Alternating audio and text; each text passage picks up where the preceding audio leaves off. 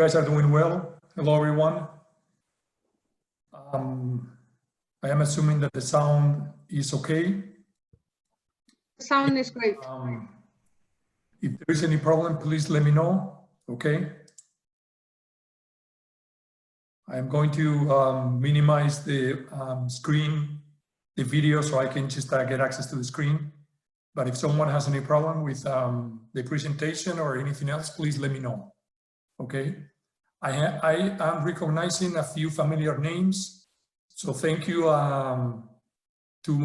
particularly to my to those of you who were my students, okay? I appreciate your loyalty, okay, for just joining the conversation that we're going to have today. I also want to thank particularly Andrea and Dibasis for making this thing possible, okay? I am always fascinated by you know, having the opportunity to reach out to students and share my ignorance with them. In talking about ignorance, okay, here's the situation. This is where I feel we are right now, okay? We are writing a book. We are in the front page of the book, and the book is blank, okay? So that means that I am not sure if we know where we are, okay? Not us, okay? But the world at this point, okay? So before I get started, I wish that you guys are all and your loved ones are doing well. Like I said, we are going through turbulent and troubled times. But I think it's at the same time fascinating, okay, that we have the opportunity to reflect on what's going on with sports and what is happening right now during the coronavirus pandemic. And beyond that, what, in my opinion, which is, you know, just my opinion, is facing, or, you know, what the sport industry is facing afterwards. Because let me tell you something, I am 100% convinced that everything is going to, I am not sure for how long that will be, okay? But I'm sure that everything will be back to normal. Why is that? Because I think that 80% of people in the world cannot be wrong. And 80% of people around the world declare themselves as sport fans.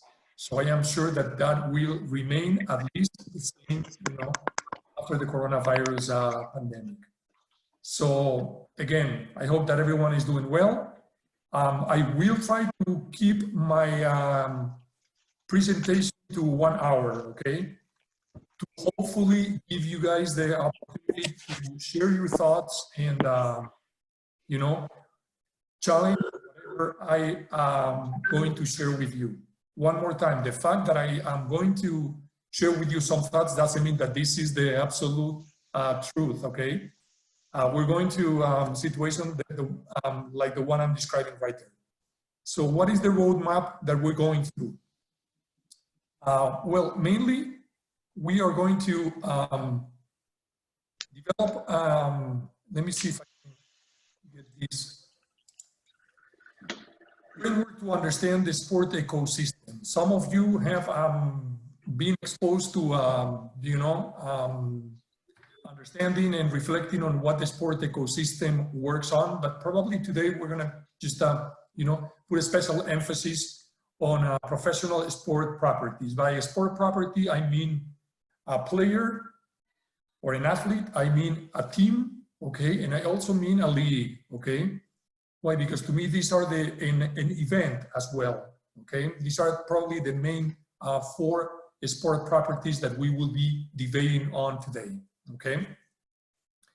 In addition to that, we will analyze the effect that the shutdown, okay, is having on the field of sports. I think the majority of us will be agreeing on the fact that the majority of the sports properties are focusing on not canceling anything, okay? We will have the opportunity to discuss on what's going on with Tokyo the Olympic Games in Tokyo, which I think, you know, I'm sure that all of you know and are familiar with the issues that we will be discussing, but those issues will give us an idea on why, for example, Tokyo and the International Olympic Committee has delayed the decision so much, okay?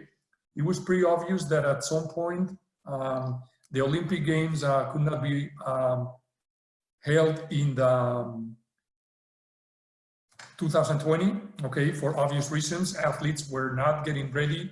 There was a few, you know, not a few, there was a hard pressure on, you know, through media and through the National Olympic Committees and through the athletes themselves to not celebrate the games. But the International Olympic Committee was kind of a holding on that decision until they could not hold it anymore. Okay, we will see why.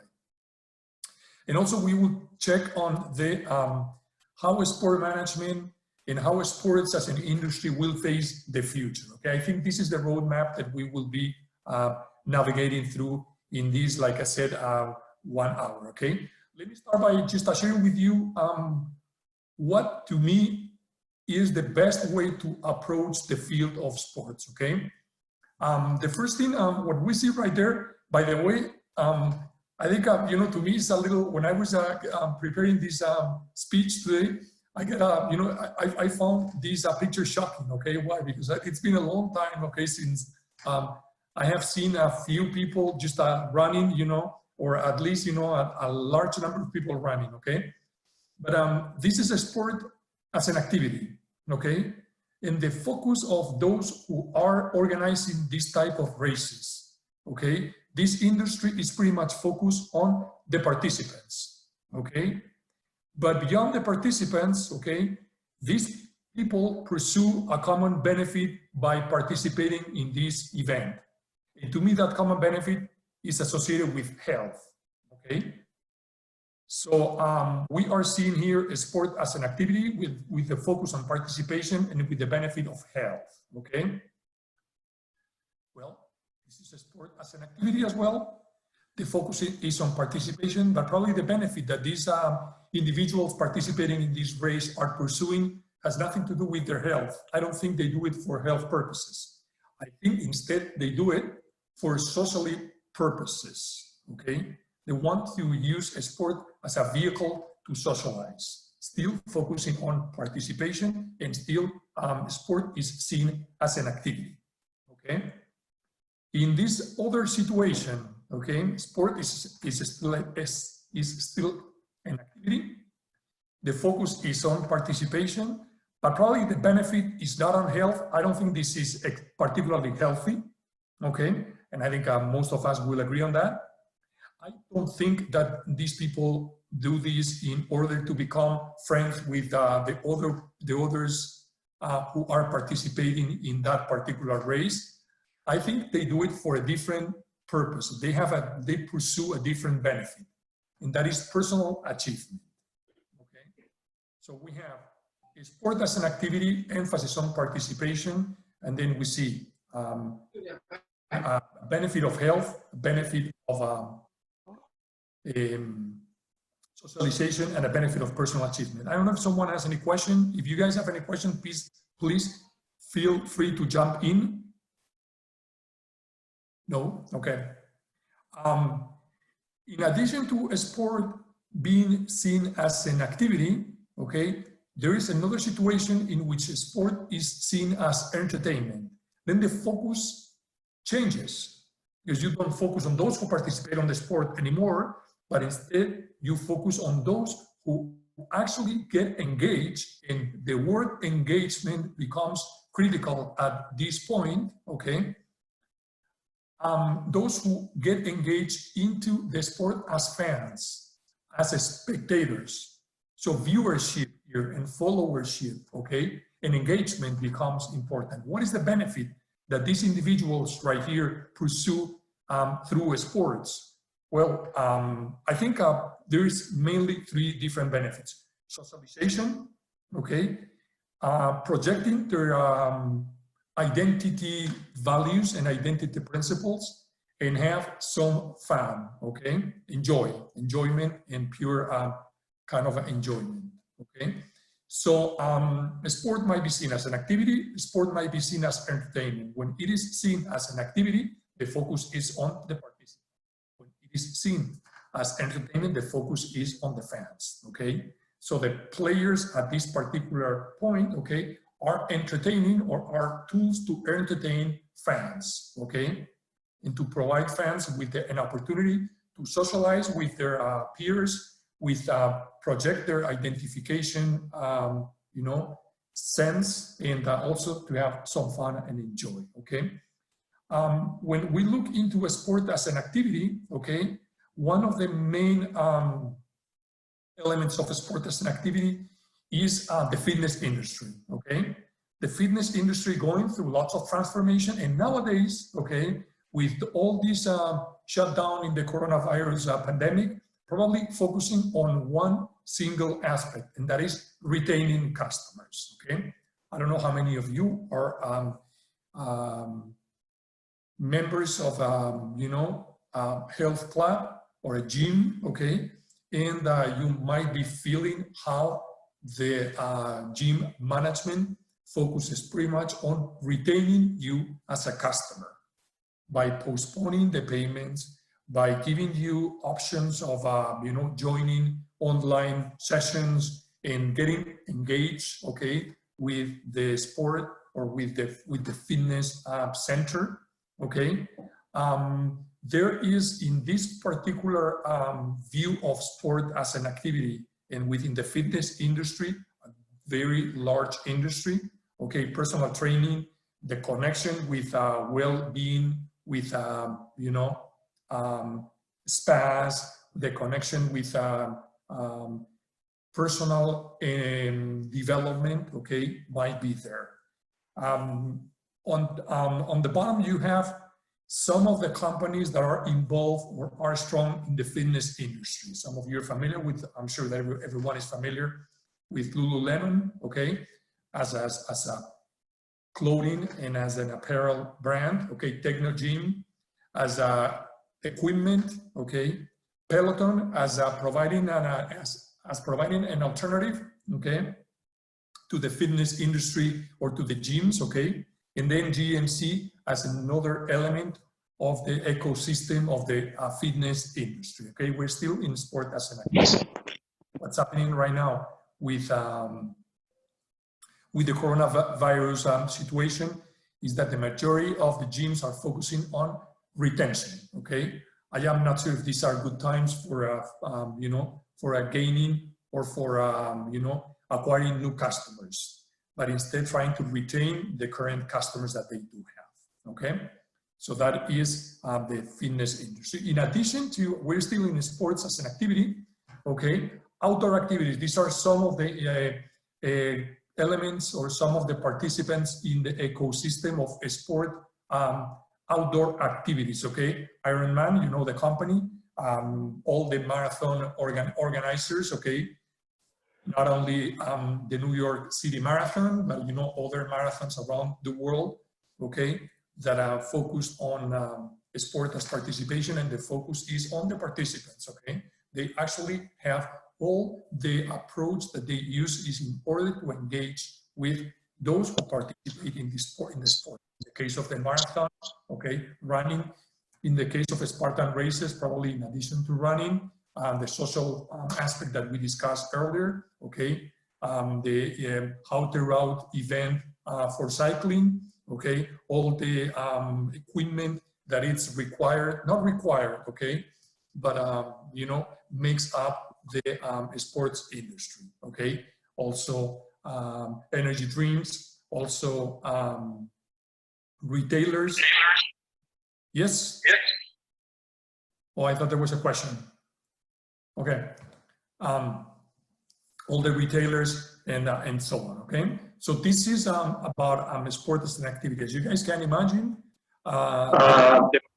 these elements or participants in this ecosystem are right now going through hard times. Why is that? Well, because the participation in sport right now has been reduced to an individual participation. And Ironman, the New York City Marathon, the Spartan Race, the House Route, or any other sport event that is a participation, okay, might be at this point on hold, okay, on hold because what's happening.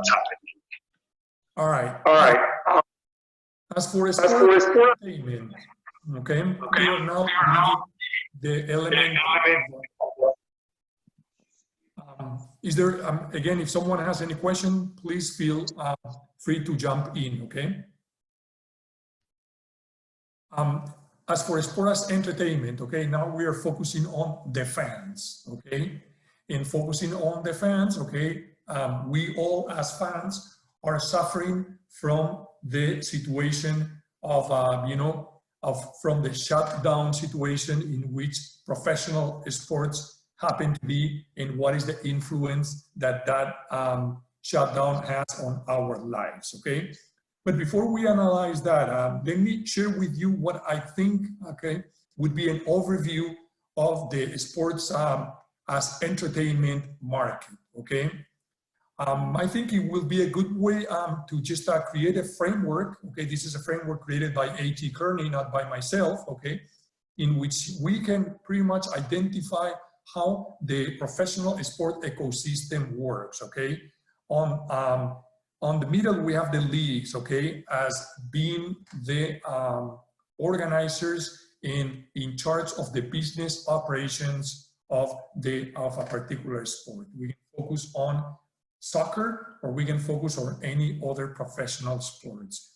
Please keep in mind that in professional sports, these leagues tend to be separated, okay, from the federations, okay? In non-American sports, okay, there are federations are public organizations, okay, that deal with the organization of the sport. The operations of professional sports tend to be separated from federations, okay, and are in the form of professional entities, okay, in the majority of the times owned by the clubs themselves, okay, but those leagues have one main goal, and that is managing the business operations of the competition. In the case of Spain, La Liga, okay, is a private entity aside and separated from the Spanish Soccer Federation that is in charge of the business operations of the first and second soccer divisions in Spain. In Germany, you feel or you see a similar situation.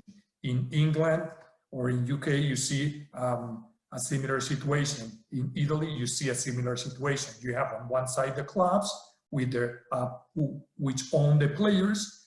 The clubs play in a league, okay, that is operated by a private entity separated from the federation. In the case of La Liga, which will be further discussed, okay, there is, I would say that a personal confrontation between the Spanish Soccer Federation and La Liga. We will talk about that later on, okay? The leagues tend to centralize all the revenue generation, okay? And that centralization of the revenue generation, okay, creates a system of sharing that revenue with the clubs, which are, you know, the teams participating in that, okay? Those leagues have a relationship with fans, have a relationship with media, and have a relationship with brands, okay? The relationship that they have with brands is based on sponsorship. The relationship that the leagues have with media is based on broadcasting rights. Nowadays, the majority of the broadcasting rights are TV rights, but eventually that will change, and I am sure that there will be other broadcasters, okay, which will be interested in acquiring or, you know, exploding the rights of the broadcasting rights of a league in a platform different from traditional TV. And then they have fans, okay, which have a physical relationship with attending a game through ticketing, but also have a non-physical relationship with the league or the clubs, okay, through different screens, okay. A few months ago, I read that Adam Silver, the NBA commissioner, said that there is 1% of lucky NBA fans, okay, who can physically attend the NBA games. So in other words, there is a 99% of NBA fans who do not have a physical relate or do not physically will ever attend an NBA game, which doesn't mean that they are not NBA fans, okay? However, the nature of the relationship with those fans obviously responds to different criteria than the relationship that the NBA has with that 1% of fans who physically attend or have attended games, okay? Then you have clubs who have a relationship with players via agencies and so on, okay? So I think this is a very clear and very good way to understand how the sport ecosystem plays. So one more time, the leagues. Sir, yeah. I have a question. And sure. Don't you think that especially through the entrance of OTT players in the especially football industry, that this has completely changed already? Don't you think that especially the relationship between clubs, media and fans is already different as it is shown here? Good question. I think it does, okay? But still, to me, OTTs, okay, might be on the, as you see the screen, on the left-hand side, okay, on the media part. OTTs are just different channels, okay, who actually follow a relationship or a mechanism of establishing relationships with leagues and clubs along similar dimensions, okay, than the ones that traditional broadcasters used to follow, okay? With respect to OTT, yeah, I think in a way things have changed, but what I find more fascinating about OTTs, okay, is the way in which we will eventually consume sports, okay? And I think that will change, okay? Due to the usage or due to the way in which we consume entertainment nowadays, okay? We will get back to the OTT issue, okay, when we see how fund management is being managed, okay, or how sport properties are working on fan engagement, okay, during these times, okay? But yeah, I think it has changed. But to me, an OTT will be right there. You guys can see my, I think you do. You can see my, okay, will be right there where my arrow is, okay? Why is that? Because it's a media property after all.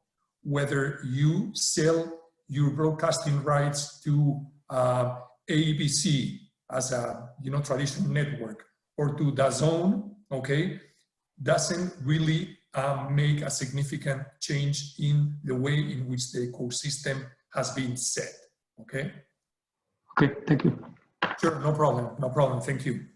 All right, also I think it's relevant, okay, to take a look at the virtuous cycle of, in managing professional clubs, okay? The resource allocation is based on team salaries, is based on academy development, okay? Is based on talent acquisition. We don't have time to talk about talent acquisition today, but I would be more than willing to just, have a conversation with you on talent acquisition since I find that fascinating, okay? Consider, for example, different strategies in different, I am focusing my thoughts on the field of, or in the sport of soccer, okay? But I think that particular thought might be transferred to other sports, okay? In the talent acquisition example, in the talent acquisition part, okay, I just, want to put something on the table that I think is interesting. Consider the differences in the way in which talent is acquired and managed, okay, between FC Barca and Real Madrid, okay? FC Barcelona has a strong dependency, okay, on acquiring talent at the early stages and then developing that talent up to a certain point, okay? Assuming that Messi was, for example, grown, okay, inside the club, okay? As opposed to Cristiano Ronaldo, who was not grown, okay, inside of Juventus or inside of Real Madrid. Instead, both teams waited until they considered that Cristiano Ronaldo was mature enough to be a player for that particular team, okay? What I find very interesting is that Real Madrid now is changing that strategy, okay? And right now is focusing on talent acquisition or acquiring talent at early stages, and then making sure that that talent is developed within, not necessarily within the Real Madrid club, but within the structure of Real Madrid. There is a few players, those of you who are or who follow soccer and follow Real Madrid might figure out that Real Madrid has recently acquired 6 or 7 young players who are not playing for the Real Madrid club, however, are, the owner of the rights of those players is Real Madrid, and Real Madrid has bet on the development of those players by transferring them temporarily to other teams, okay? That is a good way to see how talent acquisition works. Also, stadium facilities and promotion. Once you have resource allocation, then you focus on the assets. Okay, what are the assets? Team performance, stars, and obviously fan loyalty. Keep in mind that fan loyalty, a very important place in which loyalty is generated, okay, is in the physical connection that a club has with its fans. And that physical connection, not always, but likely to occur among other places, but an important one, okay? And then finally, the revenue, which will be discussed later on. Once you have revenue, then the club management, okay, does with that revenue, okay, a different allocation based on their needs, and then the circle keeps going, okay? Being seen that in a different way, okay, might be when we look into the revenue streams that professional sport entities follow, okay? The revenue streams or the business models that professional sport entities follow is exactly the same depending on the level of each of these properties. So let me tell you that a soccer professional club in whatever country has a revenue stream, okay, or has a business model exactly the same as the Dallas Cowboys in the NFL, okay? What might change, okay, obviously is the ability that the Dallas Cowboys have, okay, to generate revenues versus the ability that some other sport franchise has, okay? But the revenue stream is exactly the same. What is this revenue stream based on? Well, first of all, on ticketing, okay? Now, I am inviting you to consider what is the importance that each of these revenue streams, okay, has on the business models of any particular sport property that you want to think of and how that is being affected by the coronavirus pandemic, okay? Tickets is one of them. The other one is commercial rights, okay, which include sponsorships, okay, which also includes technical relationships with retailers, okay, with technical providers such as Adidas, Nike, New Balance, or whatever, okay? Also, any kind of commercial relationship that might be established between one brand and the club. The third revenue stream, and the one that probably plays the heaviest significant role in the revenue or the income generation of clubs is rights, okay? Broadcasting rights that might be seen in very many different perspectives. They significantly or significant percentage of the broadcasting income that clubs and properties have is based or is coming from TV. Eventually, I am sure there will be other ones. With respect to the question, you guys can see here that DAZN is right there, or YouTube is right there, and that DAZN and YouTube have a relationship with Major League Baseball in the same way as TBS or ESPN do have, okay? And well, they actually might, in a way, okay, combine it. And the first one would be prices based on on-field performance, okay? Winning the Champions League is a very lucrative trophy, okay, for clubs, particularly if those clubs are competing in a domestic league that has not very large significance with respect to the total market of the Champions League. So let's Eduardo, I have a question. do an example, okay? Eduardo? Yeah. I have a question. Sure. So right now we are seeing that majority of the TV channels, they are still streaming the old matches, the old football matches or old NBA, all the sports matches, because they cannot well, obviously broadcast the live ones because there's no live ones anymore. So can we say that because of that, they are able to somehow recuperate the losses from the media broadcasting rights that they're facing right now, because they're just, just showing the old matches right now? From what perspective you're asking the question? From the perspective of the club or the perspective of the broadcaster? The broadcaster. Okay, the broadcasters are the ones who are paying, okay, for this. So if there is no game, there is no payment. In other words, if broadcasters do not have the product and the product is the game, they are not paying the teams or they're not paying the leagues, okay? So I don't know if I answered your question.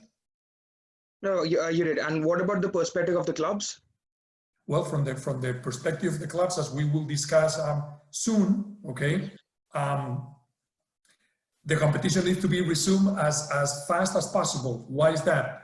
Because the dependency that they have on broadcasting income, okay, in the revenue stream is significant. In the case of the Spanish market, there are more than 3 teams in the first division that 80% of their revenues come from broadcasting. So that means that the situation, the financial situation that they are facing right now is worrisome. Why is that? Well, because if there is no gains, they don't have revenue from broadcasters. And if they don't have revenue from broadcasters, okay, they cannot survive financially. Why is that? Because the majority of the revenue comes from the broadcasters, okay? Imagine mid-size club, okay, playing in the first division. Is not playing in the Champions League, doesn't have a strong dependency on the international market because their community is pretty much a local community. We will talk about community, my concept of community later on. But they have a significantly limited geographic community for ticketing and so on. So the majority of the revenue comes from the payment made by the broadcasters. Broadcasters are not broadcasting games, are not paying, therefore those teams have not revenue, they don't have income. So they are in trouble. I don't know if that was your question. Yes, Professor, you answered it. Thank you. Okay. We are talking about prices. The fifth revenue or source of revenue, would be transfers. Okay. Why transfers? Well, because in the past, probably there was a more established separation between those teams who were mainly buyers and those teams who were mainly sellers, okay? I think nowadays that distinction is no longer valid. Why is that? Well, because if you are Manchester United, I'm sure that part of your revenue comes from transferring players, and if not transferring players, from buying the rights of players at a good price and ending up selling those rights to other teams at a good price. Okay, so that has become a significantly important source of revenue in the business model of the majority of the teams. If you're looking into leagues in South America, for example, the majority of the teams in South America are sellers in nature. What do we mean by that? What we mean is that they do actually survive based on transferring players on a yearly basis, okay? Because that transference of players is what, in a way, balance their budgets, okay? And then there's a sixth revenue stream or revenue source for teams, and that is the activities performed by a brand, okay, that do not necessarily have to do with the sport operations, okay? What are those activities? Some of them are youth camps, for example, okay? Some of them are public relations activities, friendly games, okay, that are played in a certain market. Those are not part of the regular operations of the clubs, however, play a significant or should play a significant role in the revenue stream of the teams. I don't know if there is any question on that. I think this is pretty straightforward. But this framework will allow us to consider what is the situation with respect to the coronavirus pandemic. I'm going to stop a couple seconds to see if there is any question. If not, I will move on, okay?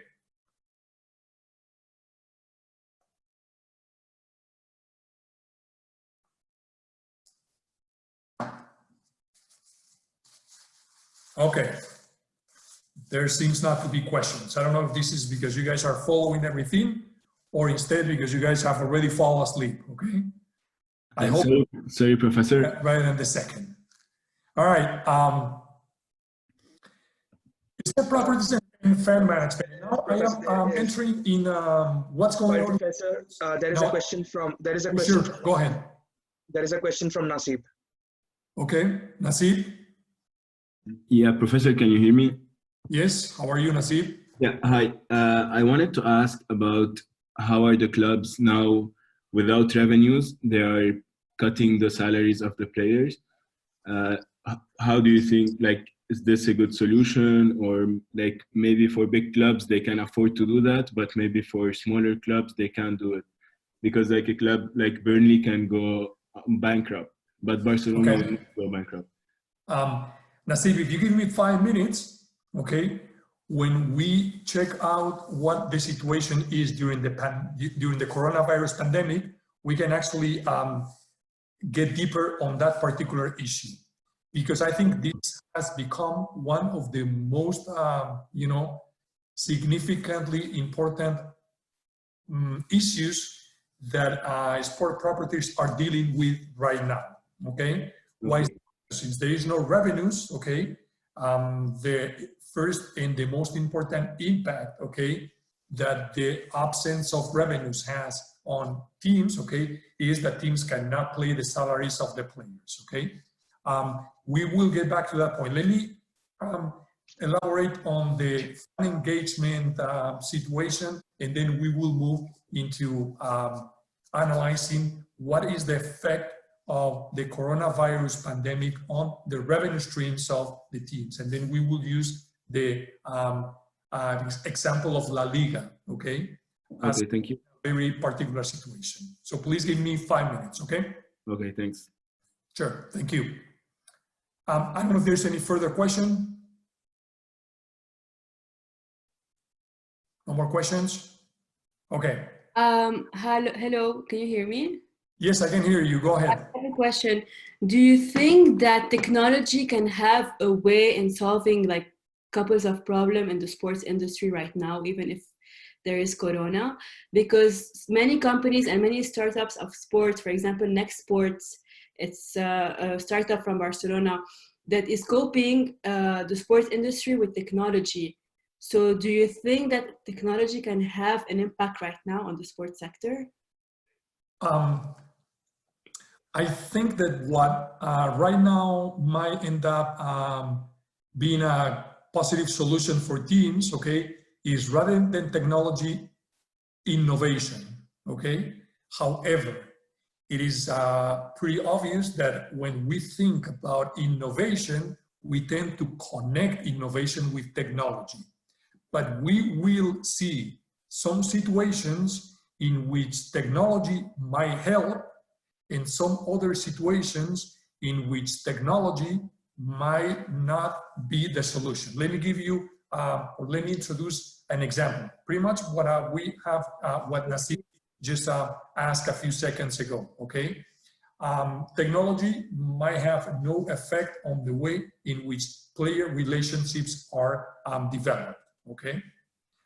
So, it's the negotiation and the ability to find innovative solutions, okay, what will probably save the problem, okay? On the other side, we see that a fan engagement, okay, is not probably being optimized nowadays by sport properties.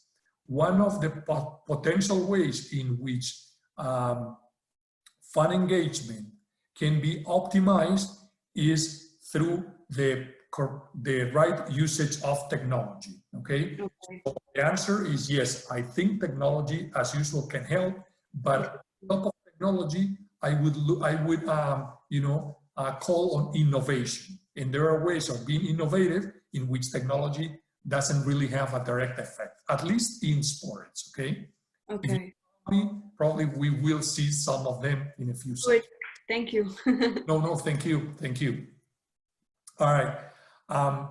Sport properties and fan engagement. Why do I think that fan engagement is such a priority for sports? Well, I think it's pretty obvious that today sport properties and players have the luxury. To me, it's a significant luxury because content today is what matters in sports and in communications or in marketing in general, okay? Have an enormous ability, okay, to generate content, okay? Mainly live content. And I want to emphasize this whole issue of live content. Why is that? Because I think one of the problems that sport properties are facing in these times is precisely that they have a very strong dependence on content generated through live events, okay? And if there is no live events, there is no content that can be generated. I disagree with that statement, okay? However, I think that clubs are suffering from generating content that is not live content, okay? In other words, when there is no game, there seems to be no options of engaging fans, and I completely disagree. We will see some examples, okay? I also think that today's fans, okay, we are all living in an era in which there is an increased demand for inclusion and interaction with teams and athletes, okay? I think just by, you guys are smart, you guys already figured out that what's happening right here is that we are, eager to get in contact, okay, with sport properties and being a part of sport properties players. I am not sure if players and clubs and leagues themselves, okay, are optimizing that demand that we have, okay? I also think that there is the marketing funnel in sports works this way, okay? We want to move our consumers from being casual into becoming fanatic, okay? Why is that? Because the more fanatic they are, okay, the higher the likelihood to be engaged, okay? Why is engagement so important? Well, because engaged fans, okay, fill stadiums, okay? By the way, I think engaged fans, okay, or fans tend to be more engaged whenever the stadiums are safe, comfortable, and clean. Whenever they view, okay, that is that they are enjoying in the game, okay, matches their expectations. When the game that they are attending is a high quality game, and when the atmosphere, okay, that surrounds the game is exciting. Keep in mind that these are all strategies, okay, in stadium management that should be, okay, taken into account by Spark Properties in order to fill stadiums and in order to move fans, okay, into becoming more engaged, okay? Another reason for engaging fans, okay, is that it's a good way, okay, to attract sponsors and broadcasters and therefore revenues, okay? Note that sponsorship is about transferring values, creating emotional connections, and the term emotional connection, okay, becomes important, and then building relationships with fans. One of the reasons, and I already know that there are a few of you that are into sponsorship, okay, and are very much aware of the fact that one of the reasons, okay, that actually creates a sponsorship programs, or one of the main reasons why brands engage in sponsorship programs with clubs is because they find that through sports, okay, is a positive and an efficient way to develop relationship with fans. That those relationships are afterwards transferred, okay, or moved, okay, to the atmosphere or to the market in which those brands are operating, okay? But the way to create or start relationships with fans, okay, is a very good way for non-sports organizations to get engaged into sponsorship programs. Also, engaged fans help in content generation. The issue of user-generated content, okay, which I'm sure that you guys are familiar with, plays a significant and important role. Why? Because I think, okay, that the more engaged you are, the more willing, okay, to generate content for the clubs. And the more content is generated, the higher the chance to engage other customers or engage with other customers. So engaging or engage fans, fill stadiums, attract sponsors, and generate content, okay? Which are three main elements in the revenue streams that we saw earlier on. What's happening right now, okay? And here is an example, or here, now we're entering in a current situation. I think what I have seen, and I am opening the floor for your opinions, okay? I think that what we have seen so far on, you know, coming from Sport Properties is very predictable. What I have seen is just a return to the archives in order to just broadcast a game that was played in 1974. Okay, I was with my kids a couple days ago, and then we were watching the Spain 1982 World Cup. They were freaking out. Okay, why? Because the game was completely different. It was a game between Germany and Italy, played in Madrid. Okay, they enjoyed very much because what they saw was you know, a completely different game. A good way to engage. Okay, but I think it's very predictable. consider how some leagues, the La Liga, one of them, but not the only one, the NBA has done it as well, and some other sport properties have moved into esports. What I mean by esports, I probably mean that, that they move into a virtual environment rather than into esports. So I am not saying that now you have a game played by whatever team against another team in eSport, but it is played or it is transferred into the online or the virtual environment, okay? Something very predictable. And then I have seen a few, I think the British clubs coming up with different online games. I don't know, a trivia game or something. I think it's a good way to keep your customers engaged, but I think it's not enough, or that's my opinion.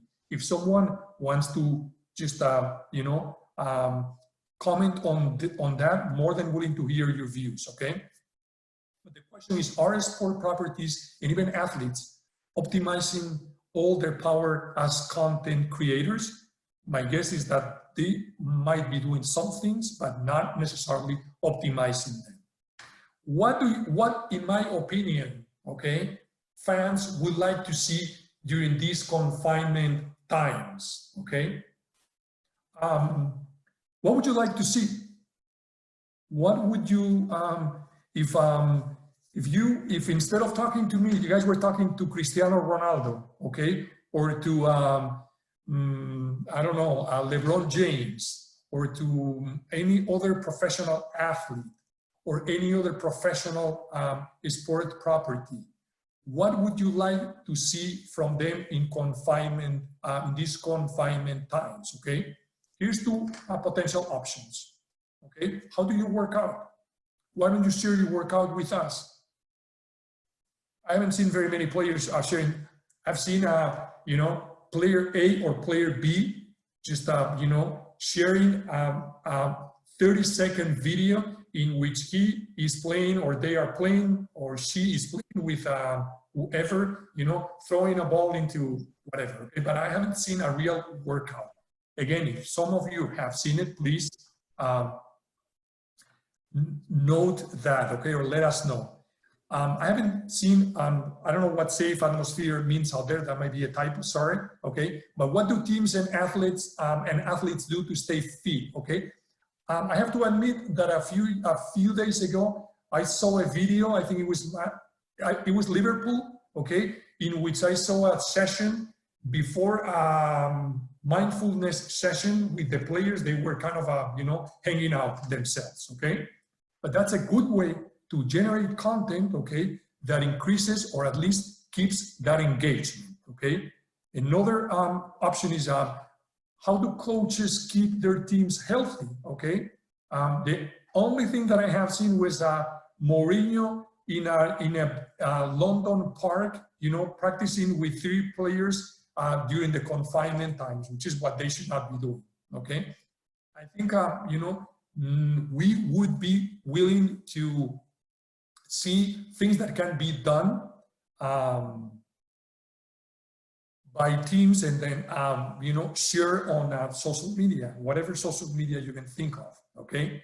So are sport properties ready to engage with fans without live content? My guess is not fully ready, okay? I think there is still significant room for improvement into engagement with fans. You might say, well, it's only, you know, a few weeks, fine. But my thought here goes beyond these couple weeks. Are sport properties really aware of their potential to be content generators? I am not sure.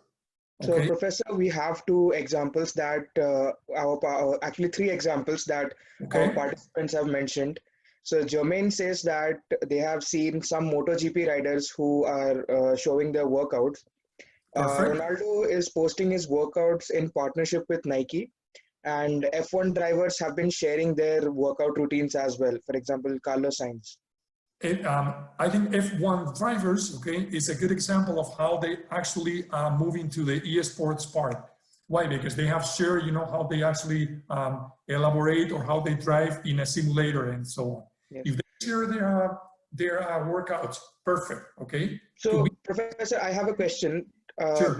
My question is, do clubs have the technical maybe platform to host a live session for so many fans? Like, for example, if Barcelona does let's say a live session, Instagram becomes the platform where it is only one person. For example, one more example came from Nasib say that Ter Stegen did a question and answer with the fans.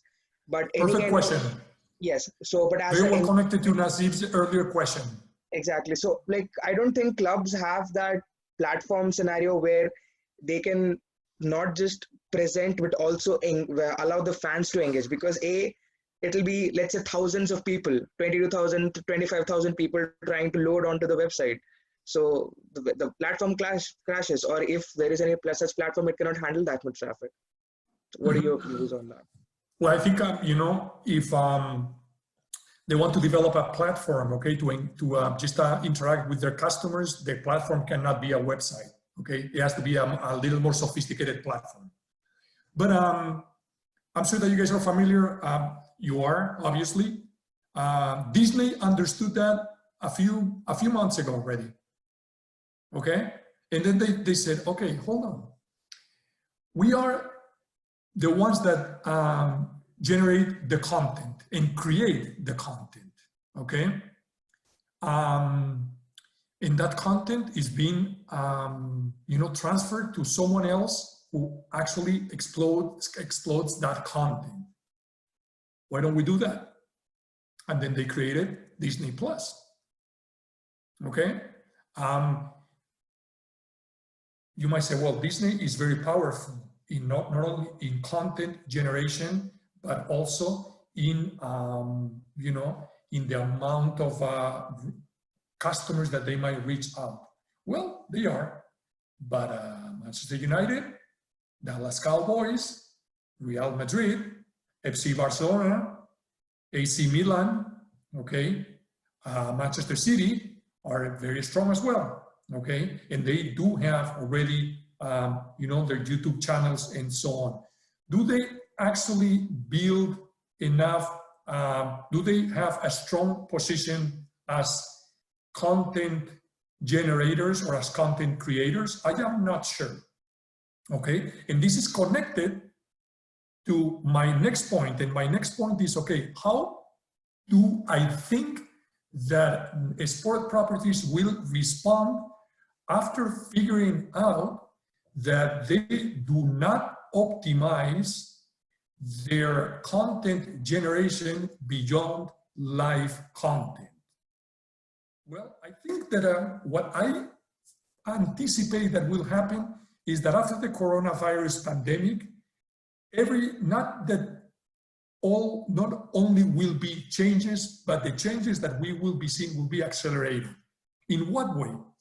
I am sure that there will be lots of sport properties, and by a sport property, I don't exclusively mean a player or a team. I also mean a league, okay? So the Premier League, the La Liga, the NBA, the Indian Cricket League, whoever, okay, has a potential of generating content, and they do give the distribution of that content to a third person. And this is connected to Nasib's earlier point. What do you think the future of OTTs would be?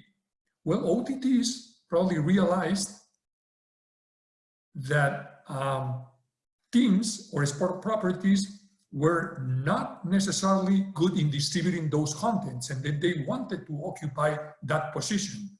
Right now, my guess is that there will be an acceleration of sport properties moving into content generation. So in other words, we might see that some of the OTTs to be squeezed by or being sandwiched in between what? In between the traditional networks and the clubs or the sport properties. The sport properties will be looking into generating or into distributing that content in the or against the OTT platforms, okay? So to me, there will be an acceleration into building a strong position as content generators. Also, there will be a good way, okay, or a good opportunity, or this pandemic situation is a good opportunity, okay, to rethink their community relations. Let me spend 1 minute into sharing with you what I think a community is. A community is not limited to a geographic area, okay? It is true that small sport properties have communities that are limited to their geographic areas, okay? My hometown team, okay, in northern Spain has a very limited community beyond the geographic area in which it is located, okay? True. But hey guys, you cannot tell me that the NBA has a limited geographic community. You cannot tell me that Real Madrid or AC Milan have a limited community in terms of geographic area. In fact, okay, you guys know where their largest number by country, okay? The largest number of Real Madrid fans, okay, is not in Spain, it is in Indonesia, okay? You might say, well, Indonesia has 120, if I'm not mistaken, the population is 120 million, fine. But still, I think it is very relevant, okay, that there has to be a rethinking of the community relationships that teams or sport properties have. Why? Because I am under the impression that they have not been optimized. Why? Because, you know, the way in which I engage, imagine that you are a hardcore fan, okay? Within hardcore fans, there are different segments, okay? A 7-year-old hardcore fan, okay, might engage with the team through different platforms than a 60-year-old hardcore fan. Both of them are hardcore fans, both of them engage with the team, okay? However, the way in which they engage is different. Why? Because they belong to different communities, at least the way I see them, okay? Also, good time, okay? I haven't seen very many options, okay, given by sport properties to share information with teams, okay? Excuse me, with to give customers the opportunity to share their engagement with the team, okay? In what way? Well, I am not sure if we can actually just in a simple, or in a single conversation, okay, come up with different ways in which you can give fans the opportunity to generate content for the club, okay? But Starbucks or McDonald's or, you know, brands, you know, out there have managed to do that. Why not sport brands? I am not sure, but what I can tell you is that in the future, after the coronavirus example, these things will become important. So building a stronger relationships, rethinking the reach out to the community, assuming that communities are not exclusively geographic areas, and also listening to the fans, okay, and give them the opportunity to generate content, okay, the co-creation part, okay, which is something that in other industries has been done. All right, how about managing sport properties? Now I'm just sharing with you a few thoughts on the situation that sport properties are facing nowadays, okay? But in order for that, I think it's important to consider that there's 3 types of major relationships between sport properties: rolling, annual, and once in an X year. And I think you know, they are different. Rolling are those sport properties that participate in a situation in which you know, the games and so on occur simultaneously in various locations, okay, which are determined by the participants themselves.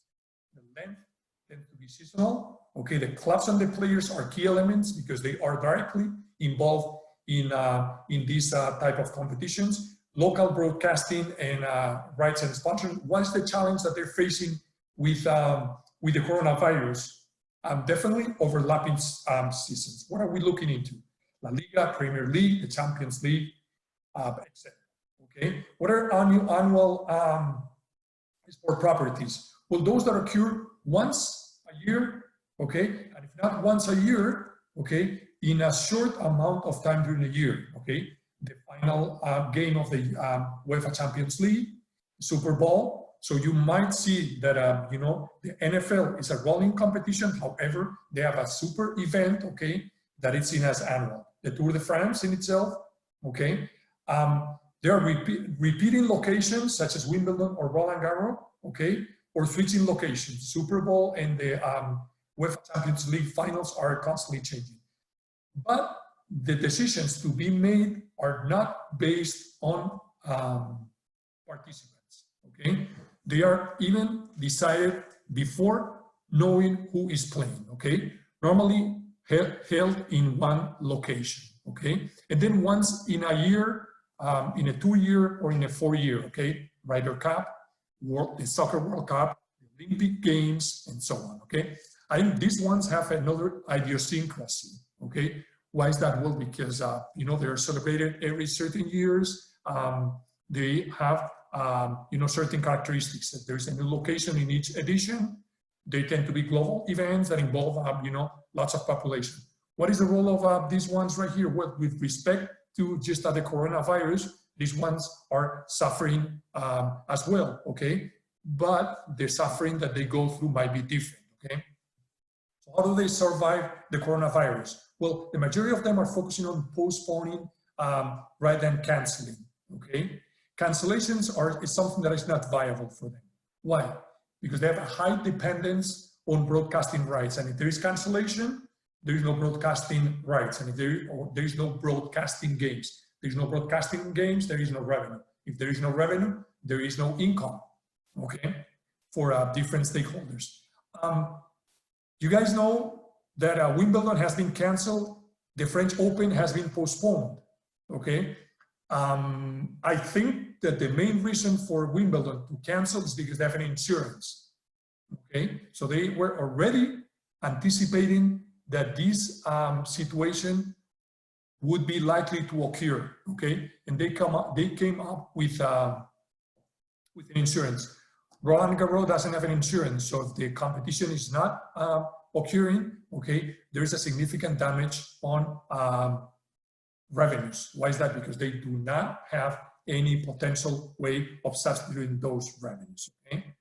And then also announcement of the postponing of the games in the Olympic Games in Tokyo 2020 to 2021. We will discuss that later. But before that, let me see how sports will be managed in the future, keeping in mind what's happening in the coronavirus. Relationships in the sport ecosystem will definitely be likely to change. But to what extent are they going to change? Well, I think future contracts will include new clauses, okay, on how to deal with these type of situations. Why new clauses to dealing with these type of situations? We will see the example of La Liga very soon. Also, strategic plans to manage how to manage those potential contingencies happening. Okay, insurances might be one of them, but not the only one. Okay. Also, online delivery options will increase so that content is, so in other words, sport properties I'm sure that they have understood and are understanding right now that they could not depend exclusively on live content because they might actually put into jeopardy their fan engagement or engaging their fans, okay? Also, player salaries will be subject to be controlled in some way of a salary cap, not a salary cap similar to the NBA or the NFL, but perhaps a little more sophisticated, but what I am sure is that one of the lessons learned is that player salaries need to be even more controlled than what they are right now in their transfer conditions, which actually relates to an earlier question, okay? Why is that? Well, because the players, there will be, you know, different opportunities to transfer. Let's just take a look at what's happening in La Liga, okay? And probably we will understand these situations. With respect to the revenue streams, how is La Liga impacted by the fact that games are canceled right now in the ticketing side? Not very much. Not very much. No gains, no income. That's out of question, okay? But teams seem not to have a strong dependency on ticketing in the revenue streams. How about in broadcasting? Definitely extremely relevant. How about with respect to sponsorships and you know, commercial relationships? Well, that depends on the type of relationship that they might have, okay? What is on the contract? So therefore, if the contract doesn't say anything, it is in the advantage of any or both, okay, La Liga and the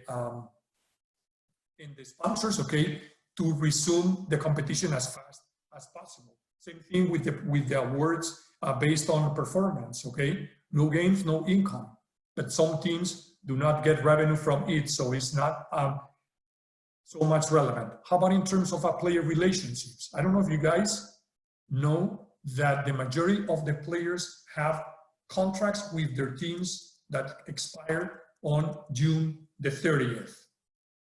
What is that supposed to mean? Well, if the leagues are postponed, that means that probably games would have to be played beyond June the 30th. If the contracts expire on June the 30th, if a game is played on July 2nd, the player is not legally protected or contractually protected. Why? Because the contract has expired. So this is an eventually or a potential source of problems, okay? So can the teams retain the players beyond June the 30th? Well, it's unclear, okay? And then with respect to the other revenue stream or the last revenue stream, how much diversified are the teams with respect to their income generation? Well, the more diversified they are, the safer they will be, okay, to face situations like that, okay? So what's happening with La Liga? La Liga is just, you know, focused on not canceling the games, but postponing the games as much as possible. With what purpose? Okay, with the purpose of not losing the income from the broadcasters, with the intention of not losing the relationship with the sponsors, okay, and with the potential, you know, opportunity to gain or to win championships and therefore increase their income through prices from on-pitch performance. What is the question or what is the challenge right here? Well, the challenge right here is that the contract with their players expires in some situations on June the 30th, so the league cannot be postponed or should not be postponed beyond June the 30th because the players say, okay, how am I protected beyond the expiration of the contract? So that's unclear, okay? So I don't know if there is any question on that, but I think this is precisely the main challenge faced by these sport properties. There are different interests right here within different stakeholders, and then some of those interests, okay, are contradicting or incompatible with others. Why is that? Because the league wants to just play all the games, okay? If the games are played, probably they can keep their revenue stream pretty much the same. If they can keep the revenue stream pretty much the same, the player salaries won't be affected. Not only the player salaries, but also the player relationships, okay? If the teams or if the games are canceled, there is no revenue, okay? If there is no revenue, players cannot be paid. and players cannot be paid, there's a problem, okay? Why? Because obviously you are not responding to your obligations as a club, okay? In the meantime, the leagues are into fighting, okay, for the leagues and the clubs as well, okay, because the leagues and the clubs, in a way, you know, who represents the club is the league, okay, is fighting, okay, to not reduce the player's salary, or to, excuse me, to reduce the player's salary. If you are defending the league or in the league position, not reducing the salaries if you are in the player's position, okay? So what's going to happen? We don't know what's going to happen. That's why I'm saying that we are writing a book that it's unclear. But what is out of question is that it is in the interest of everyone to find an agreement, okay? Any question on that? Yeah, Professor, you mentioned about contingency plans. So just like corporations have business continuity plans, the sports industry is highly dependent, as you mentioned, on the live streaming of the sport. So what kind of contingency plans can clubs enact, or have in place for the future? Well, I think the contingency plans should not be only created by the clubs themselves or by the leagues, but also by every stakeholder in the ecosystem. Okay, broadcasters did not seem to have very many contingency plans other than going to the archives and then picking up old games to broadcast, okay? So broadcasters need to have contingency plans themselves, contracts, okay? Or players themselves, okay? What if something happens and the league needs to be extended, okay? Where are my rights as a player? Okay, so those contingency plans, okay, need to be created not only by the clubs, but for any of the stakeholder that has the ability to answer the question, what if something happens? Okay, or what if there is a shutdown similar to the one that we are going through right now? Okay. Anyone involved in that potential situation has to have a contingency plan.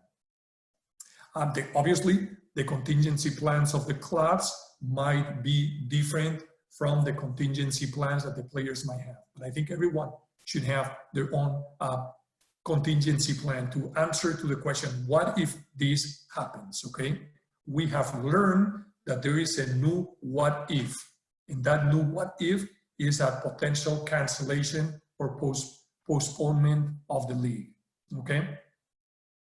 Got it. Thank you, Professor. Sure, thank you. And then finally, I want to share with you something that to me is very interesting in Tokyo 2020, okay?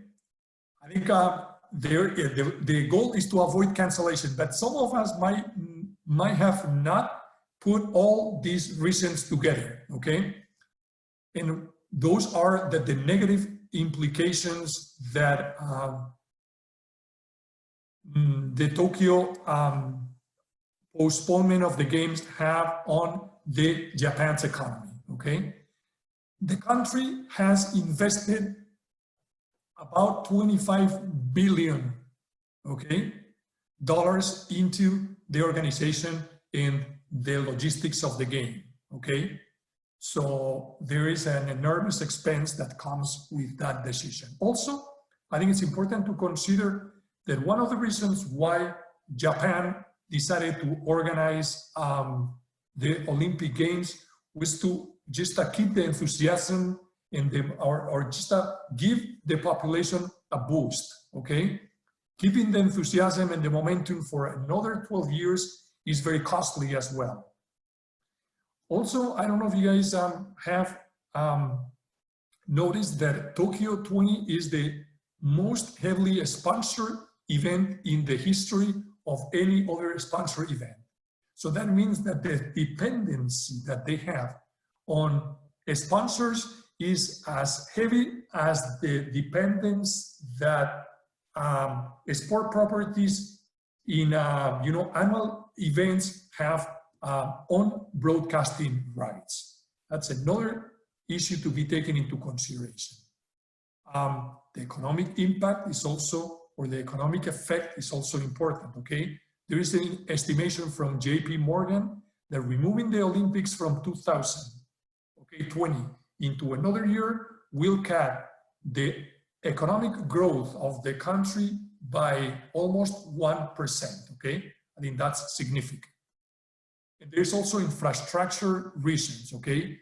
Being one of them that the post-Olympic plans that the organizing committee had, okay, might be in a way affected, okay? Why is that? Because they were looking into converting some of the sporting venues, including the Olympic Village, into condominiums that are going to be on sale.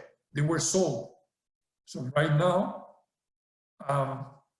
there is a situation in which after the Olympics, okay, or after the time in which the Olympics were supposed to be, okay, those properties are not on sale, but sold, okay, and they have been purchased by someone else. So the situation is very unique, okay? So those are the reasons that explain, okay, why Japan has delayed the decision so much. In order to what? In order to try to figure out how to respond to these contingencies. Going back to the, contingency plans. Here's examples, okay, in which there is not, it was not contemplated, okay, what would be a potential solution, okay? So summing up, okay, what we have discussed today and how we connect the whole thing one more time? Well, sports, both as an activity and both as entertainment, are, going through hard times, okay? If it's as an activity because the participation in sport has significantly decreased, okay? And if it's as entertainment because the engagement in sport has been not optimized or not kept, okay, during these times. And then we're expecting some changes, okay? It seems to be that the sport industry was not ready to face the coronavirus pandemic, but I'm also aware of the fact that it's not the only industry that was not ready, okay? I don't think anyone was ready, so that's pretty normal, okay? What might change, okay, is what will happen afterwards, okay? But before looking into what will happen, okay, we need to look into what's happening right now, okay? And I think what's happening right now is there is a significant effort into avoiding cancellations. Why? Because there is a significant and a strong dependence in the case of leagues and so on, okay, on, there is a strong dependence on broadcasting income, okay? In the case of the Olympics, okay, as another way of understanding or seeing sport properties, because there is a strong dependence on other factors that have an economic impact on the no celebration of the games, okay? Also, I think that lots of sport properties find themselves into reinventing the way in which they engage with their fans. Why? Because they had a significant and a strong dependence on live content. And live content is not happening, as you know, okay? Also, what is in the future? What we can see from the future? Well, what we can see from the future is that an acceleration of certain moves. I'm sure that whatever will happen will occur fast, okay? And what I mean by fast is that I am sure that the ecosystem in itself, I am not saying that there will be a dramatic or a drastic change, but definitely, okay, there will be some disruptive measurements, okay, or disruptive decisions to be made. And going back to the question of whether technology will affect, well, I think technology will, in a way, okay, have a contribution into this disruption, okay? But it won't be the only element that will participate in the disruptions. Also, you know, we might face questions of whether or not the business model based on what we discussed earlier is drying up, okay? It might turn out that, you know, sport properties need to diversify themselves. Esports, okay? The usage of esports or the integration of esports to me is something that we will see soon. And what I mean by integration into esports might not only be that a team or a, you know, a franchise buys out another esport franchise, but also that they find ways in which, you know, deliver their content through platforms different than the physical platform. So the stadium will still be relevant, okay? But there has to be additional ways of delivering the content, okay? And those in charge of managing the Olympics, okay, particularly in Tokyo. Shuto, I know if you're still there, but you guys in Japan have a long year ahead of you. Not because it's going to be bad, okay, but instead because, well, it will be a difficult year for you guys. Not for you particularly, but it will be a difficult year, keeping in mind what happened. I think I went a little beyond an hour, so I apologize for that. If there is any question, now I'm open for questions. Let me see if I can open the chat. Okay, well, no. If there is any question, please feel free. Those are my credentials. If someone wants to contact me through other means, okay, email or Twitter or Skype.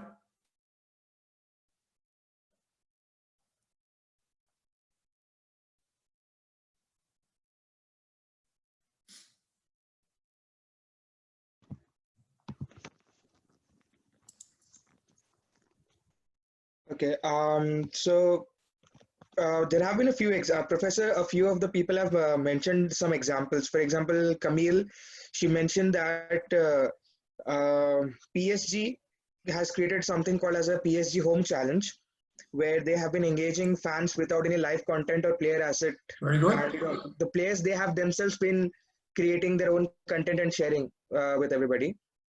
I think, yeah, even there's been a mention of NBA promoting esports that happened in La Liga and F1. That's one of the few examples that came up.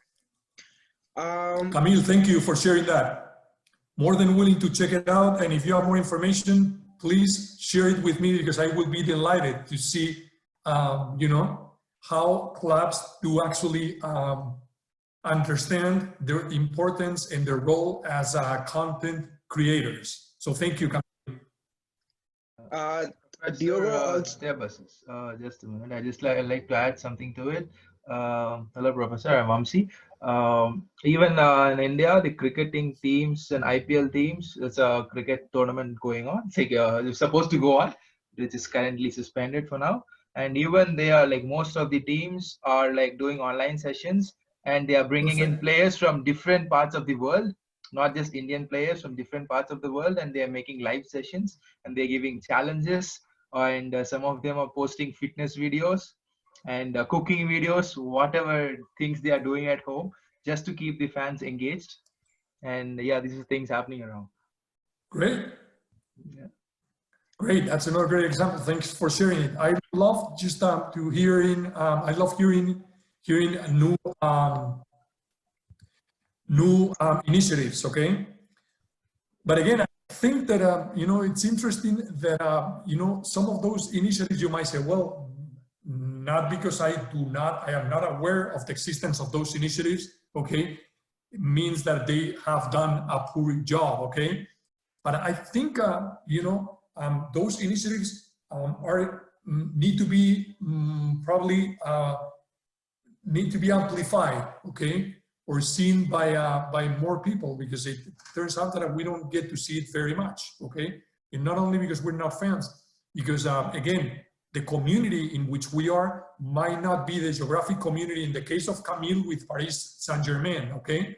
But you know, Paris Saint-Germain it's a team competing in a similar environment as you know, some teams that we follow are competing. So you know, we didn't get to see them. But again, I think it's great that they do it. I think it's a good way for them to understand and to build that or to make that position stronger. I'm sure that you know, they will learn how important it is to just have a strong position there. And one more point, exactly the professor what you said is right. And one more point is that one of the English cricketers, he's also working for Rhino Conservatives, and his name is Kevin Peterson, and he's making live videos with several cricketers and other persons involved in rhino conservations. He's just using his popularity to promote his brand and bringing in awareness. And he's making a lot of documentary videos, and he's talking a lot about it as well. So people now, like, they are at home, most of them are watching the video live sessions, and I saw live sessions going, like people joining, like close to 1 million people or something. Lots of people are tuning into the live sessions. Instagram live, it's going berserk actually. Very good. Maybe you know, I should have made a stronger emphasis on the fact that it is the soccer players, okay, the ones who might not be understanding, okay, their role very well, and some other athletes do understand it, okay. But I don't know if you know, how difficult would it be for any Premier League player or La Liga player to just post a video of, you know, 10 minutes of their working outs every day. Something very simple, okay? And that makes a significant contribution into engaging fans, okay? Or clubs themselves. I'm sure that some of them have done it, but that's very good. Stuart has a couple of questions here. How important is the role of the sponsor in terms of helping the sports product to continue to engage with fans? Or is the responsibility of the on the shoulders of the sport products themselves? I think it's in the responsibility of both, Stuart, okay? I think it is both the ones who should be responsible and should be in charge of engaging with their fans. If the fan is not engaged with the sport property, it's very unlikely that we'll engage with the non-sport property, okay, through that relationship, okay?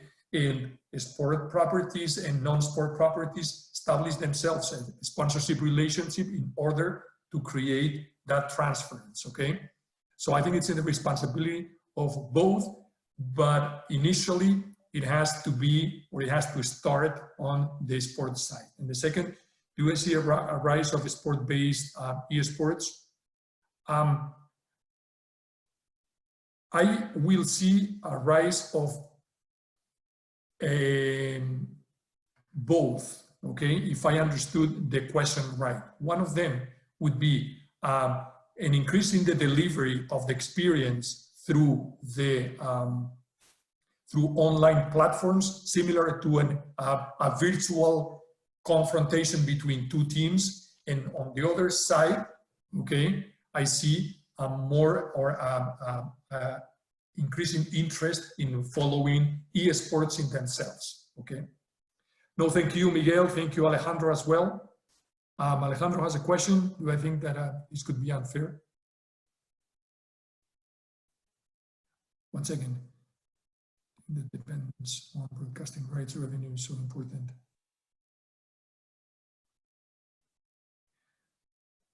Yeah, I think in a way it is.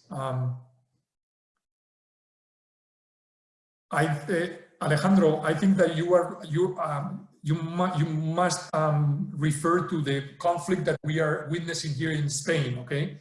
In which you have the players on one side, the Spanish Federation following the FIFA rules on the other, and then the league, La Liga on the third one. The three of them defend different interests, okay? And there is no agreement between the three of them precisely because there is a situation in which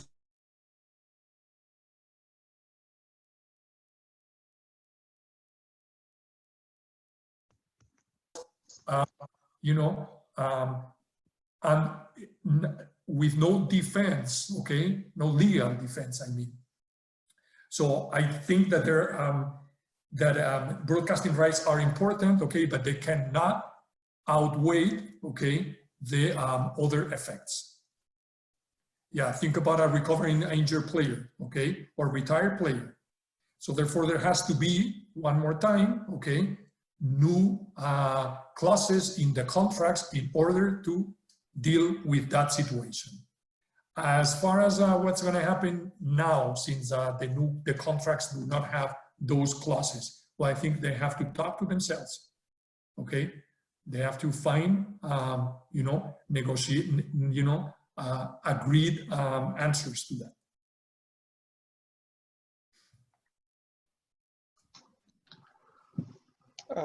So I have a specific request for everybody. Okay. If all the participants would be okay with sharing their videos, we can take a quick screenshot of all the people who have participated. And Professor, for that, I'll need you to stop sharing your screen so that, you know, everybody's Okay. videos are Okay, visible. so I'm going to stop sharing my screen and then. Yes, if that's possible, yeah. Sure. Yeah, so I can see a few. Yeah. If a few others as well, yeah. So okay. A few of them are switching on the cameras. It's good to see everybody. I mean, the entirety of the presentation. I could only see the professor, and most of the people were just sitting behind behind closed videos. Professor, would you be so kind as to share your video as well? My video, yeah. And there we have it. So, yes, I've taken a screenshot. Okay. Oh yeah. Hi, Jermaine. Nice of you to join us. Yeah. So I've taken a quick screenshot. I would like to thank everybody for attending the session. If there is any questions, you can either ask them right now, or you can email the professor in the email that he mentioned, or you can ask him on Twitter and other platforms. Professor, thank you so much for sharing your insights. I think a lot of people had different ideas as to how things would be going around, because, well, as I mentioned, corporations, they do have their business continuity plans, but an industry that is so dependent on live content, how will that progress and how will they address the future after coronavirus was something I think a lot of people had in mind, and that is what they had come for the session. So thank you so much for your insights. My pleasure. Thank you guys for your company, okay? And always willing to share my ignorance with you guys. So let's hope that we can do that in the future again. And I would also like to thank all the participants and the people who have provided the inputs, the questions. Thank you so much for attending this session. I hope that we have been able to, we have been able to do some justice to the session as well as to your questions and your inputs as well. Thank you so much, everybody. Thank you, guys. I'm going to go through the chat right now, and if I left any unanswered question, I will do my best to answer. Okay. Yes. Thank you. Healthy, guys.